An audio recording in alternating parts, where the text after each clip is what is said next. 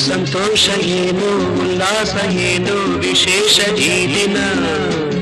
ಎಂದು ಮುಗಿಯದ ಪ್ರೇಮ ಬಂಧನ ಜನ್ಮ ಜನ್ಮದ ಆತ್ಮ ಬಂಧನ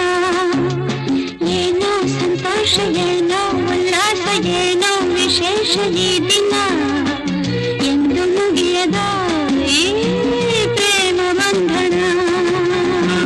ಜನ್ಮ ಜನ್ಮದ ಆತ್ಮ ಬಂಧನ